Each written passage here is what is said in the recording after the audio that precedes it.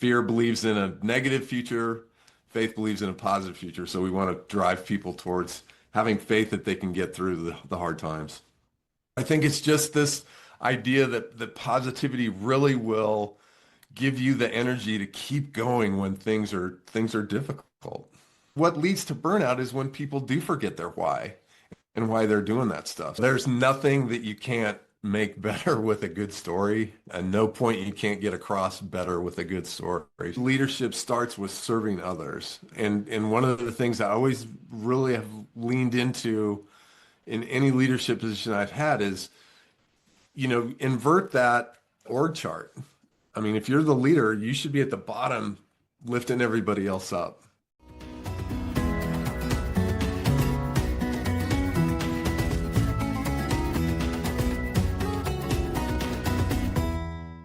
Did you know that having a positive outlook can improve your health and extend your longevity? It's also good for business, according to my guest this week on Optimal Aging, the show for fitness, health, and well-being professionals trying to grow with more people over 50. And before we get to that interview, let me share some facts. A Yale University study found that people with positive attitudes about aging live 7.5 years longer. Over the last 70 years or so, more than 24 million copies have been sold of The Power of Positive Thinking. And in business, having a positive attitude fosters a more productive and engaging work environment, helps solve problems, and enhances a positive environment. Now, a lot of listeners to this show own small businesses, and they encourage their clients to improve their health. So when I discovered that an old friend of mine is now professionally promoting positivity, I knew I had to get him on the show. Jay Clark and I went to college together at Colorado State University back in the 80s. We both worked at the daily student newspaper, the Rocky Mountain Collegian. Jay was a snappy writer and a sports fiend, probably the all-around nicest guy I knew at school. Since then, he's worked in PR for the Denver Nuggets and at a series of nonprofits. His current mission is as principal in JC Charity Services. He's a John Gordon certified Power of Positive trainer, and he hosts a podcast called Making Our World Better. Now, let me be clear, Jay is no wet noodle, and we're not talking about holding hands around campfires, singing folk songs. Positivity is real and it's powerful, and it was a pure delight catching up with Jay as he explained how it can help businesses, health, and so much more. So enjoy our conversation and give his show a listen too. Jay Clark, hello, nice to see you. Oh, what a gift it is to be here with you, my friend. It's incredible, isn't it? It's almost 40 years since we've seen each other. 40 years, and we look the same. We do. Well, you're even more handsome than you were. And go ahead. I wake up in the mornings and I go, when exactly did I turn into Captain Jack Sparrow? Like so many wrinkles. Oh, man, I know. But, well, here's the thing. I always say I'm just glad to be here. And I mean it because, look, agreed. Wrinkles, gray hair, whatever. But, I never thought I'd make it this long. So I'm just happy to be kicking. Agreed. Yeah. Buddy, you told me every day on the right side of the grass is worth celebrating. That's right. I like that. We've been talking here a little bit about what you've been doing, and that's why I wanted to have you come on the show, because you are living your life focusing on positivity, and not in a silly way, but in a way that applies to business and to doing good in the world and to being a better leader, being a better servant, and trying to make the world a little bit better in ways that have value and application in real life, right? Correct. So, yeah. I think in this world that we live in, we need as much positivity as we can. And when you think about positivity, I think a lot of people think of it as, oh, it's this kind of soft kumbaya thing. And, the kind of positivity that I'm really a disciple of is the positivity that you need to get through difficult and tough situations. So when those confront us, which they confront us all, you're prepared to go through those. Yeah. Well, I'm really excited to dive into all of that. But before we get into the nitty gritty of what you're doing and how it can relate to people listening to this, whether they're running businesses or whether they're just trying to take better care of themselves and Hmm. others. How did you get to do this? I remember, right after college, I heard you got that job at the Denver Nuggets, and I thought, oh wow, Right. that's so exciting, right? You were like the first one of us to get a job at a really cool organization, and It, yeah, I was lucky. yeah, you weren't lucky. And then so tell me, catch us up, in a fairly condensed version, Sure. how you got Yeah, to be I doing what was you're lucky doing. enough to start my career in professional sports. I wanted to be the next great sports writer, Yeah. as you and I worked together at the school newspaper and realized that, to get to the major league level, I was going to have to kick around and probably didn't have the talent on the writing and reporting talent to get to that level. But on the service side and the relational side, I felt like my skills were a little bit better suited to that. So ended up in professional sports, which was just a great experience. And through that, with one of our players, I actually helped start a youth nonprofit and ran that for about 15 years that was focused on youth sports and education. Went out on my own to do some marketing, a little marketing communications firm, not too dissimilar to what you're doing now. Got back into nonprofits and then decided to go back out on my own again in pursuit of this positivity because I found myself, I think probably like some of your listeners, in a dark place and not really sure what I was doing and not really confident in what I was doing and became somebody I really didn't like and then slowly discovered some positive teachings and some positive mentors that really helped me focus more on the things that I did have and to be grateful for the life that I did have instead of always wanting something different and just fell so in love with it I wanted to pursue it more on a full-time basis. That's great. I don't want to get too busy, too deep into your business, but Sure. can you tell me a little bit about what that moment was, or what those mentors were, or what started to turn it around for you? Yeah, it was just very unhappy with kind of where I was professionally because Yeah, I was working in nonprofits, but wasn't sure of the mission that I was, am I doing the right thing and didn't really feel like I had good direction. And it was starting to impact personal relationships with my wife and my children, with my friends. And I really thought, if I don't turn this around, I'm going to lose some things that are the most valuable things in yeah. in my world. So discovered, started off with Norman Vincent Peale, Power of Positive Thinking, and found John Gordon's work and really became kind of a disciple of his. So John has written The Energy Bus and The Carpenter and The Seed and all these wonderful business parables about the power of positivity that really resonated and got deeper into that and actually became a John Gordon certified trainer. So that's kind of my journey in a short amount of time. But it's really I credit it for, turning my personal and professional life completely around. And now you are a certified trainer. Is that it? Yeah, trainer. So I can run workshops on the power of positive leadership, team, or mindset. And if you stop and think about any organization, regardless of the size or the sector, who couldn't benefit from improving their leadership culture or mindsets? Yeah. So it's really great. So we run workshops and keynotes and coaching to really help people again build up those skills that when the tough times come, you're prepared to deal with them. We say it's faith versus fear. Faith and fear have one thing in common. That's that they both believe in a future that hasn't happened yet. Fear believes in a negative future. Faith believes in a positive future. So we want to drive people towards having faith that they can get through the hard times. And then I want you to tell me also about JC Charity Services and your Mhm. podcast and how it all goes together. Well, same thing. I think there's so many people similar to yourself and a lot of your clients that are out there doing such great work to make the world better that are unsung that can inspire other people.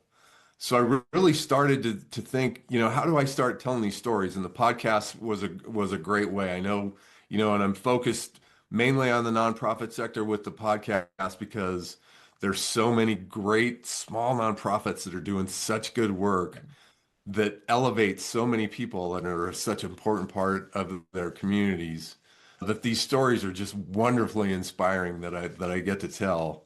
And what's great now is, I've been at it for a minute like you have, and it's expanding, and I'm starting to talk to more people all around the country, and these stories are really amazing about, people just doing every day. They're not changing the world, but where they are, they're definitely making the world better. And so it's really a lot of fun. That's what I love about this podcast and the that I'm doing, and also the work that I'm doing with Prime Fit content in gyms around the country, is because the gym owners and trainers and others in health and well-being, they're really changing people's lives, and Totally. not everybody our age hits their 60s in good condition, Correct. and maybe they're retiring and they want to make some positive changes and have a better life or feel better about themselves or enjoy their Yep. activities more. How do you do that? It's hard, it's scary, it's lonely. So here are these people to help them. I think it's really wonderful. And as a storyteller, that's what I want. I'm looking for Right. something that's got some emotional connection. Yeah. Yeah, so good for you. So you talk about how positivity can be a differentiator in your business, that just Right. being good at your job isn't enough. You've got to be, Right. you need something else, right? You need a Yeah. competitive advantage. So tell me how positivity fits into that for a small business owner or someone who's trying to help others. Right. Well, and again, I think, the people that you work with, the people I work with, and anybody, if you look at the environment we're in, being good at what you do, that's the entry fee, Yeah. right? I mean, everybody's good at what they do. So how do you stand out in that crowd? And we like to think that positivity is a big one because, again, it gives you the strength and the perseverance to get through when things are hard. And it also helps you, I think, make deeper connections with people, whether that be your team or your clients and customers. Just having that kind of that positive mindset, I think it is just it's a differentiator because it leads to those deeper connections, and it also leads to you to, being able to make better decisions and, be more compassionate and be more empathetic. All those things that again are benefits to the people that you're working with and your customers. So I think it's a huge advantage. You told me a few minutes ago that it's not being kumbaya. What is it? What Correct. is what is the definition of positivity in this context? For me, the biggest one is it gives you faith in a positive, that you can create a positive future instead of fear that the future is going to be negative. So even when you're in those tough times where it's like, how am I going to get out of this? Or how are we going to solve this? Or how are we going to find those next customers? And how are we going to keep the business going for next month? Rather than being afraid of that, you're going to be confident that you're going to be able to create a solution. And again, I think that goes back to, if you have that positive mindset, you're going to be able to grind a little harder. Yeah. You're going to be able to keep going, and you're going to keep looking for a different way to get your message out that might resonate with that extra customer who's going to put your business over the top. So I think it's just this idea that positivity really will give you the energy to keep going when things are difficult. Can you teach this positivity? Are there steps, training methods that you help people to acquire this mindset? Absolutely. With mindset leadership and culture and team, we have what's great about the programs that we do is we do workshops and keynotes that basically we walk you through a proven program that, teams like the LA Rams and the LA Dodgers and the Miami Heat and Nike and Southwest Airlines that have used these principles to create a plan that's very much tailored to them. So we have a whole series that we walk through, and you come out of this with a plan of, what am I going to commit to do differently that's going to elevate the business through this kind of positive outlook. And it's great stuff. I love it. Without giving away the proprietary stuff or No. anything, give us an example or two. Like, let's just say, let me give you a scenario. Hmm. Well, first of all, you and I come from a background in news where everything's very cynical and Correct. skeptical, and I'm in a hurry and I'm in a bad mood and get out of my Hmm. way. And, Right. it's not about touchy feely. It's not about Right. positivity. It's about get the job done. Right. Yep. And now we're in this other stage of life and in this doing these other things in a career. And Hmm. I'm meeting gym owners who are sometimes in the same way. They've got 100 things on their mind. They're trying to do everything on their own. They've got Right. a staff that maybe they haven't had time to train, or they want to put Hmm. systems in their business, but they just haven't had the time yet, or you name it. Right. So how can you help like that gym owner who's, just already working 12 hours a day and can't seem to get anywhere, and things aren't going well? What can you do to him, for him? Right. I think the first thing, we always try and tell people is, sit down and breathe. You know, Okay. breathe and realize, I think the step one is to take stock of everything that's going well. I think as humans, if we get a 99 out of 100 on a test, what's the response? Oh my God, I missed one. Let's go back and look Yeah. at everything that's going well and take stock of that and have confidence that, geez, we're doing 99% of this thing right, folks. So for a small business owner, and I go through this all the time, and it's not like I have all the answers and I can implement all these practices myself all the time because it's hard. Being a business owner is hard. It's a lonely thing, but you have to stop and go, okay, what's working here? And then I think the other one is you really need to lean into those relationships. I mean, it's the old line, everybody's going through something. So whether it's yourself or your customers, you always have to kind of keep that in mind that everybody's got something that they're dealing with. So how can I be compassionate and empathetic with somebody else or with myself? I think that's really where it starts. I'm working 12-hour days. I can't get anything going. So what is working here. Let's be confident that that's going right. And then maybe what's one thing, if I look at these 100 things I need to do, how do I prioritize one and make sure I get that one done? And then I can feel really good about that and maybe tackle two, and then it just kind of snowballs. Again, I think we have to be a little kinder to ourselves Hmm. and really just keep grinding, knowing that, okay, if I can get this one thing done today, maybe you can get that other one done tomorrow.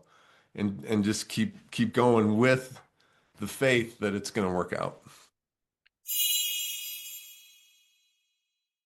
Hey, are you a fitness professional trying to grow your business with people over 50?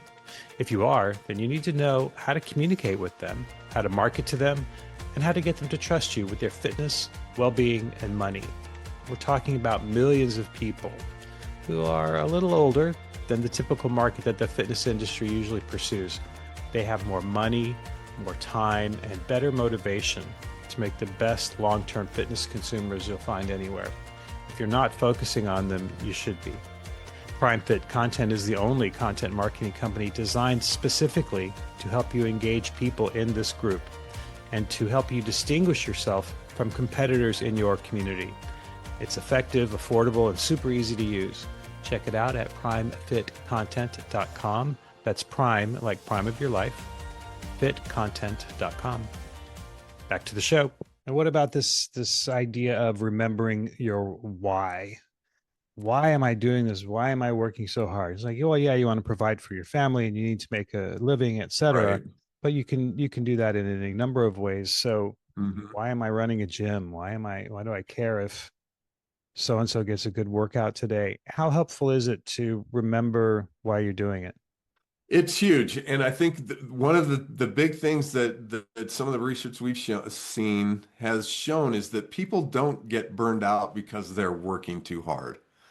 I mean, as well as I, that was one of the great parts of newspapering back in the Yeah. Stone Ages was that adrenaline rush when you're Yeah. at you're crushing to meet a deadline, you've been at it for 10 hours, but you're not burned out, you're energized by Right. that. And so I think what leads to burnout is when people do forget their why and why they're doing that stuff. So why they're doing what they're doing. So the why is hugely important. And I think, for clients like yours, when if you're in a gym and you're seeing somebody of who's more experienced, let's say, or Yes. advanced fans like us, if they're coming in, you're changing their life. You're extending their, their vitality. And I can understand how that would easily get lost in the day-to-day. Yeah. Oh my God, we got to make sure that the guys come to clean right, or the equipment's broken or whatever. But you need to step back sometimes and goes, what is my business doing? My business is extending the vitality of these people that are coming in here and trusting me to help them, and I'm helping them. So the why is huge, because if you once you start forgetting that, or it starts becoming off in the distance, that's when you get burned out. Yeah. Couple other things. Gym owners often want to, and this is probably throughout any industry, it's just the ones I talk to every day are gym Right. owners, small businesses, Hmm. entrepreneurs. They want to do everything themselves. Do you find that a lot? And how do you help them see the positive choice can be to delegate or to hire someone or to recognize that you don't have to do your taxes because that's why we have Yeah. accountants, that kind of thing. And guilty as charged. I'm a huge do-it-yourself guy, and that's been a big battle for me. And I don't know if that comes just from, that's how our family always did things. We fix stuff. But that you're 100% correct. And that can have a huge, if you can let go of some of these things, that can have a huge impact on your vitality and how and your leadership and everything else. And I think that is a giant part of leadership is to be able to let go and trust in people to do this. And I think again that goes back to how you can connect with people. I mean, if you can connect with people and find out, what is this guy's or this person's North Star, or what is their Yeah. passion, or what do they care about?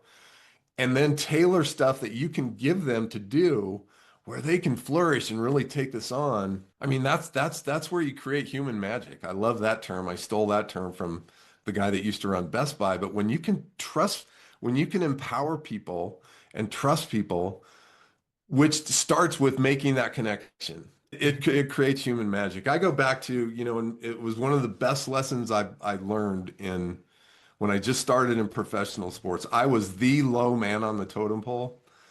And every day when the team was in town, our head coach would stop by our office. Doug Moe would stop by my office and spend 15 minutes giving me a hard time about my dating life, or talking about baseball, or talking about everything other than basketball. And I just remember that was the best 15 minutes of my day. And Yeah. here's the guy that's probably the most in-demand guy in our organization just stop by to say hey and check in. And if that guy called me today and said, "Will you run through a wall for me?" I'd ask him which one and start running, Yeah. because it was such a great connection.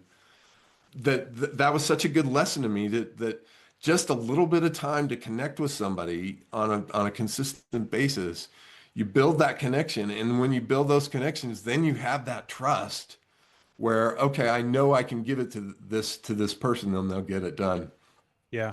That There are, that only not only buoys that person, it takes that off it just creates a better team, and is so beneficial. So you're 100% correct. there are those people, every once in a while you meet someone and maybe the coach at the Nuggets had that where they're very oftentimes they're people in an elevated position in a leadership Hmm. role or a CEO or a Right. celebrity or something like that. Politicians are really good at this, except there's something kind of oily about a lot of them. And I don't Correct. mean that. I mean, I mean these special people who are Hmm. undeniably special. Some, Right. just they have that thing, but Yep. they make you feel special when they're talking to you. Right. You feel this light shining on you, and you think, "Oh my Right. gosh, this I'm the most important person in this guy's awareness," and you Right. are for that 10 minutes or 15 Right. minutes. Is that what you're talking about, or does it not That's have to be exactly what even I'm that talking about. I mean, special? if you're a gym owner and somebody comes in and they're trying to improve their physical state, and they get 10 minutes with the gym owner who does this all day, every day, who really knows what he's doing. I mean, if you can make that connection, you'll have a customer for life, Yeah, right? And same thing. If you're the gym owner and you've got somebody who's a trainer who comes in and you start learning what they're all about, why they got into training, Yeah. and then you start telling them you really like how they do this, or asking them, I've got another client who's trying to try and improve this. How would you do it? And you start building that connection. That trainer is going to work harder for you and make your life easier. I mean, it's just a great cycle. As a writer, do you rely on storytelling at your work at JC Charity Services or in your positive presentations or your podcast? How do you apply the principles of storytelling to what you're doing?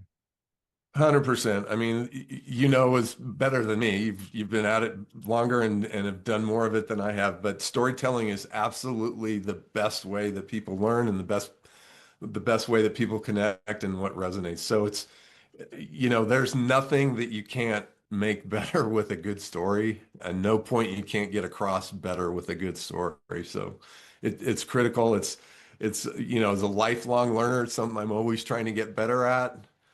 And again, we were talking earlier about how we grew up in kind of this golden age of journalism where just always the best part about that and today is that it inspired a love of reading and, Yes. and a love of storytelling. So yeah, that's absolutely a pillar and a foundation for what I do and for what you do too. And also for what I think a small business owner needs to do, because you are in the spotlight, whatever role Hmm. you're in or whatever industry you're in, if it's a gym owner or the head of a bakery Right. or whatever, everyone's looking to you within that organization Hmm. and they want something from you. And if all you Hmm. have is sales figures or how disappointed you are because something didn't work out last week, Right. that's not really going to connect or move as Right. much. Right. And if you've Yes. got a client that's come in who in 6 months, think of how you've transformed them in Yeah. your gym. I mean, what better story is that? Right. Internally and for your team, look what we did for this person. Yeah. We transformed them in 6 months. Their vitality is much better. Their life is going to be much better. Yeah. I mean, now your team feels great. Now other people are going, well, wait, I want to be that guy too. So yeah, storytelling is the baseline. And tell me that all of your clients don't have those great stories. They all do. They all do. They all do. Something I'm working on right now is getting them to stop talking about themselves, which maybe is this might be a side topic from what we're talking about, but I'll say, well, do a profile of the member who you just helped and when you were just Right. describing, and they'll have the person say how much they love the gym. Oh, I'm Susie Right. Jones and I love this gym because this gym is full of nice people and this gym makes me feel good and I love this gym and you should try this gym. And you're like, not what I meant, right? Yeah. So I'm not sure if that has to do with positivity or not, Right. No. but or it's just with editorial decisions. Right. Stop Right. talking about yourself and let's hear what you did for her. The Well, beginning, the middle, the end, right? yeah. And you're 100% right that when we talk about positive leadership, one of the keys of that is how do you elevate those around you? I mean, that's really, to me, leadership starts with serving others. And one of the things I always really have leaned into in any leadership position I've had is, invert that org chart. I mean, if you're the leader, you should be at the bottom lifting everybody else up. So I think if once you can get people in that kind of mindset, I think that leads to, okay, how do I put these stories front and center Hmm. that aren't about me, but Right. about the great things that are going on around here? Yep. I like that. You also talk about core values. How can I, as a small business owner, gr- bake positivity into my core values, or should I even bother with core values? Who has time for that? I'm a small business. Who cares? Tell me about that. I think to me, core values are again another base that you have to have because everything you do has to be aligned with those core values. And to me, the alignment, that's really when you start falling out of alignment with your core values, that's when things like burnout start happening because you do forget your why then. and you're just going through the motions, and you lose that connection. What am I trying to accomplish here, and what's my mission? And again, going back, not to talk about me, but No, this is please. where I found myself Yeah. is, I was out of alignment with core values, and those core values, live joyfully. Am I living joyfully? How can I live joyfully through my work if what I'm doing doesn't align with that? So core values are huge. I would urge everybody to spend some time really thinking about what those are, and they don't have to be super complicated, and they don't have to be, super aspirational. They just have to be kind of your North Star, and you have to have that so you can stay in alignment with those again, because otherwise you're going to lead to burnout and breakdown of relationships and connections. And so that it's you're 100%. That's a serious foundation that I think everybody needs to have. Yeah. I've seen it in between newspapers and what I'm doing now. I worked at some huge multi-billion dollar corporations where, they did have core values, and whether they really followed them or not, was Right. open to debate. But there was a lot of talk about them, and Hmm. the idea that this is what we're about. And they were broad, they intended to be broad enough that they could adapt with the times, but not so broad that they were meaningless. It's tough to do, but what I've found it. I haven't done a personal core values for myself, but I have found myself out of alignment a few times, Yep. and it would be helpful, because it would give me the definition, like, hey, something's not right here. I don't like what I'm doing. Why not? Oh, Right.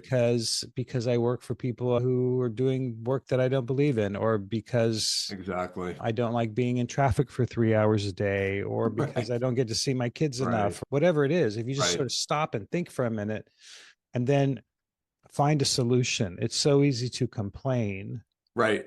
or get lost in that.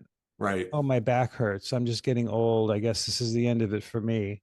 Right. Or what's the solution? Right. How can I move that's going to loosen up my back and make my life better? Or what treatment can I find? And the other part of the core value equation that I really love about some of the work that we do is it's almost like the New Year's resolutions. You make the New Year's resolution, but what's the commitment behind that? So if you've got core values, what commitments are you going to make to uphold those? And I think that's a step that gets overlooked a lot is, okay, I've got these core values, I've got a mission statement. What am I going to commit? How am I going to commit to carrying those out day to day? So, I think that's almost if not more important, is if you know what you want to do, what are you going to commit to doing that? And again, in your sector, this is a huge thing. If I'm going to come to a gym, that's a commitment I'm making, right? How am I going to keep that commitment? Am I going to go 3 times a week? Am I going to go twice a week? I have to figure out a commitment and figure out a way I can keep that commitment. Otherwise, my goal of getting in better shape, same thing. If I'm a business owner, same thing. How am I going to serve my customers in the best way possible? What am I going to commit to today to make that happen? Mm-hmm. So that's always a question I always like to ask is, okay, I would love to give positive leadership workshops to some of the big organizations in Denver. Okay, what's the commitment that I need to make that happen? Still wrestling with that, but that's where it starts. If I have a goal, that's great. You hear people talk about goals all the time. What's your commitment to making that goal happen? So Yeah. that's another key big thing for me. The way I interpreted a lot of what you're saying is the idea that we have to be realistic in our goals, or we will Correct. fail, and then we will get frustrated, and then we won't get anywhere. And people our age will often say, "Oh, I got to get back to the gym because, like when I was in college," and I say, "No, no, you're not 20 years old anymore, and you Not are 20 years unlikely old to ever anymore. be 20 years old again. Don't chase something impossible. You cannot travel back in time. Right. Who are you now? Where are you now? What can you do now?" That's Right. where we're starting with. And then, start slow, start easy. Don't say you're going to go 5 days a week for 2 hours a day, because Right. guess what? You're probably not going to do that. Right. Right. And Right. so I think there's a pragmatism to being positive as well. Absolutely. And it is being realistic. And again, that's where I think there's a little misperception and is saying, oh, positive, you can do whatever you put your mind to. I think it's more like let's be realistic here. Can I commit, if I want to get in better shape, can I commit to going to the gym twice a week for 40 minutes? I could probably do that. Yeah, And you know what? If I can keep that commitment, I'm going to get results and I'm going to feel pretty good about it. that's right. Well, Jay, this is great. And I feel like we could talk about this all day. And I want you to tell people where they can go to learn more about you and your podcast and your power of positive philosophy, that kind of thing, whatever you want to direct them to. That's great. And I'm grateful for the opportunity. You can find me at makingourworldbetter.com. That's where you can find my podcast and my positive work and learn more about my bizarro background. It is just such a pleasure and honor to reconnect with you. Yeah, well, same to you. It's been a real pleasure. I love what you're doing. Obviously, I reached out to you after all these years because I wanted to share it. Grateful for And that. yeah, and it's delightful to see you thriving in it. Likewise, and keep it going down there in the ATL. Absolutely. All right. Thanks, Jay. Cheers.